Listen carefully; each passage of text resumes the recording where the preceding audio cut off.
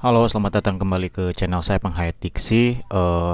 Kawan-kawan, kali ini saya ingin membahas satu isu yang ramai ya diperbincangkan dari seorang atau sosok atau figur politik yang saat ini sedang naik-naiknya nih, sedang sangat hype ya dan berada dalam banyak berita, dalam banyak video, dalam banyak isu dia seringkali terlibat di dalamnya karena memang dia baru terpilih menjadi kepala daerah, yaitu seorang gubernur Jawa Barat bernama Kang Deddy Mulyadi atau yang akrab orang-orang bilang sebagai KDM ya.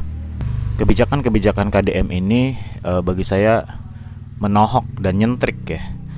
Dalam beberapa hal saya sepakat, namun ada satu hal yang ingin saya bahas dalam kesempatan kali ini, yaitu tentang usulan Kang Deddy Mulyadi untuk melakukan KB terhadap pria yang bernama vasektomi ya. KB terhadap pria ini dilakukan untuk sebagai prasyarat penerimaan bantuan sosial atau bansos dari pemerintah daerah Provinsi Jawa Barat ya. Yang tentunya nanti turunannya kepada kabupaten kota di lingkungan Jawa Barat.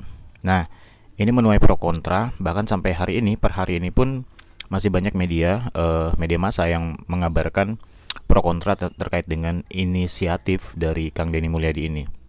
Misalnya yang saya sudah baca di Tempo itu dari MUI ya, Majelis Ulama Indonesia, jelas mengharamkan vasektomi untuk pria. KB untuk pria ini haram ya, karena menyebutkan bahwa vasektomi ini merupakan KB permanen. Sebetulnya dalam medis modern, vasektomi ini bisa dilakukan pengembalian ya, atau vasektomi reversal. Jadi dia nyambungin lagi saluran sperma yang sudah dipotong. Jadi vasektomi ini skemanya adalah memotong saluran sperma sehingga ketika nanti berhubungan ejakulasi itu tidak ada sperma yang terbawa ke penisnya begitu, sehingga tidak akan membuahi ovarium gitu ya. Namun dalam medis juga bisa disembuhkan, namun suksesinya atau persentase kesuksesan dari pemulihan vasektomi kembali menjadi normal ini juga ada risiko ya, ada risiko gagal. Pokoknya di rentang antara 60 sampai 95% begitu. Oke, saya bahas ya.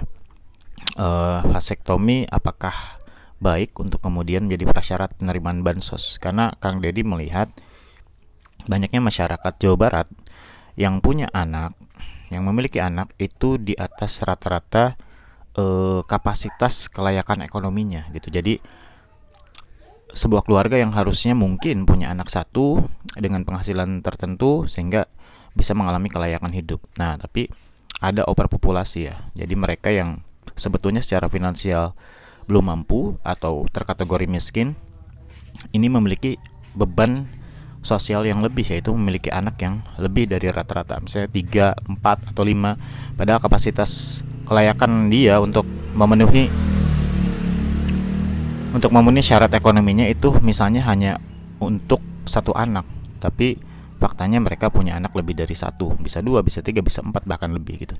Ini yang kemudian mendorong Kang Deddy untuk menginisiasi kalau mau dapat bantuan sosial dari pemerintah harus vasektomi untuk prianya atau untuk suaminya. Dampak dari ini akan memiliki banyak konsekuensi ya. Yang pertama adalah tentu psikologis dari para calon penerima bansos ini, pria-pria. Saya sih agak cenderung yakin tidak semua penerima bansos akan mau melakukan vasektomi, calon penerima bansos. Mungkin mereka akan lebih memilih tidak menerima bansos daripada harus melakukan vasektomi, sekalipun mungkin dalam kondisi yang memang membutuhkan. Cuman tadi ketakutan mereka terhadap praktik ini lebih mengerikan mungkin, karena berhubungan dengan alat vital kan. Ini pria itu sumber dari semua sumber kan gitu. Kalau penis itu kalau ada masalah nanti bagaimana?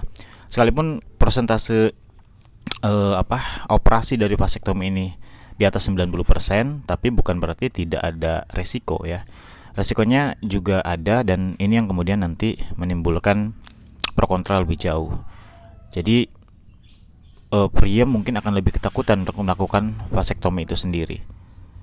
Yang kedua, dampak dari vasektomi jika seandainya ya kita buat sebuah teori, misalnya di atas 80% warga miskin Jawa Barat di semua kabupaten kota siap melakukan vasektomi, ini akan berhubungan dengan kesiapan medis yang tentu akan dibebankan kepada kabupaten kota yang menyelenggarakan bansos itu sendiri atas arahan Gubernur Provinsi Jawa Barat, Kang Deddy Mulyadi. Saya ini kan operasi yang penting ya, dan dalam banyak kasus program pemerintah itu mau tidak mau harus kita akui banyak penyelewengan dana. Bansos sendiri itu memiliki penyelewengan dana yang cukup besar ya secara nasional. Nah, ini gimana kalau kesiapan medisnya nanti ternyata ada oknum-oknum pejabat di pemerintahan atau di lembaga-lembaga dinas ini melakukan pemotongan anggaran yang harusnya misalnya menyiapkan kesiapan medis tertentu dengan peralatan tertentu di harga tertentu dengan kualitas tertentu, ini ada disunat gitu anggarannya sehingga mengorbankan kualitas dari tenaga medis dan juga peralatannya. Ini mengerikan sih ya. Jadi vasektomi yang sangat berisiko ini jika ada kejadian misalnya pemotongan anggaran dalam penyelenggaraan vasektominya, ini gawat sih ya. Bukan salah teknisi medisnya, bukan salah tenaga medisnya, tapi kemudian anggaran itu yang kemudian penyelenggaranya harus menyesuaikan dengan anggaran yang dalam tanda petik mungkin ada pemotongan dan lain-lain. Ini juga harus disiapkan oleh Kang Deddy Mulyadi ya bacaan ini, karena program pemerintah ini banyak sekali yang dimainkan gitu oleh oknum-oknum pejabat ya. Saya nggak tahu nanti mitigasinya dari Kang Deddy Mulyadi itu seperti apa. Kedua adalah kalau vasektomi ini berjalan, semuanya lancar, dananya lancar, tidak dikorup, kemudian terjadi vasektomi. Nah, kemungkinan kedua memang ini terlalu jauh dan mungkin suuzon saya aja. Ini kan cowok ini tidak akan bisa membuahi ovarium, sehingga mungkin ini terlalu jauh tapi potensi itu ada. Potensi perselingkuhan di antara warga yang melakukan vasektomi ini mungkin terjadi, sehingga karena dia merasa kalau dia melakukan hubungan intim dengan perempuan lain itu tidak akan menyebabkan kehamilan atau tidak akan membuahkan anak, sehingga ada semacam kebebasan untuk melakukan itu dengan wanita lain. Ini kan juga serem ya, ujungnya nanti bisa malah timbul masalah baru yaitu HIV yang meningkat lebih tinggi misalnya. Ini juga harus dimitigasi oleh Kang Deddy.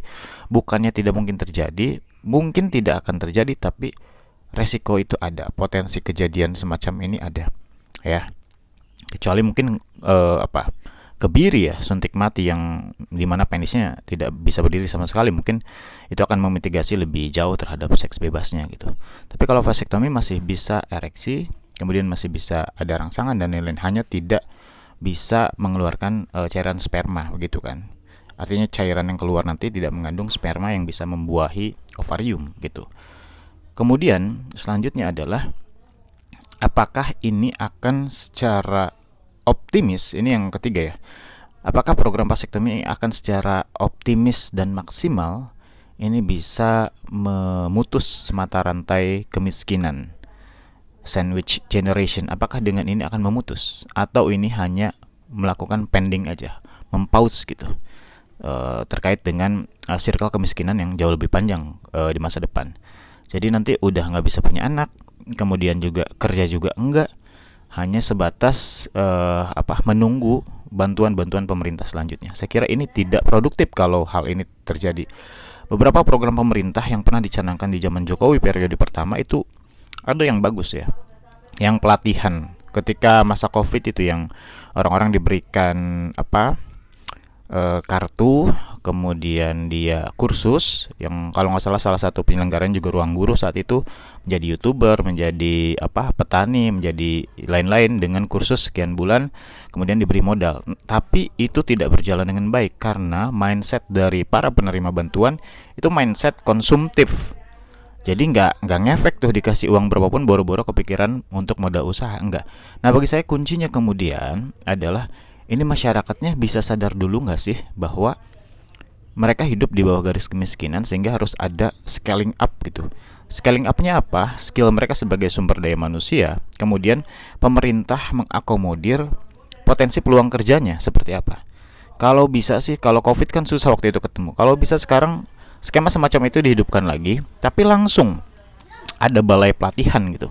Langsung balai pelatihan itu disinkronisasi dengan Kementerian Perdagangan kah, dengan Kementerian Ketenagakerjaan kah. Jadi sudah ada perusahaan-perusahaan yang sudah memiliki kebutuhan berapa ribu karyawan baru yang harus diserap. Nah, cara mentransformasi skill itu melalui balai pelatihan yang diselenggarakan pemerintah, entah itu di tingkat provinsi, kabupaten, kota, atau nasional. Bagi saya itu lebih terarah dan lebih produktif.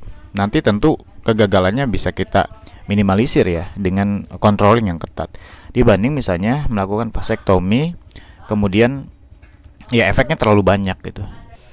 Dampak berikutnya adalah ketika nanti sudah ada daftar penerima bantuan sosial yang terdaftar di masing-masing kabupaten kota, tapi takut melakukan vasektomi sehingga anggaran ini tidak akan terserap.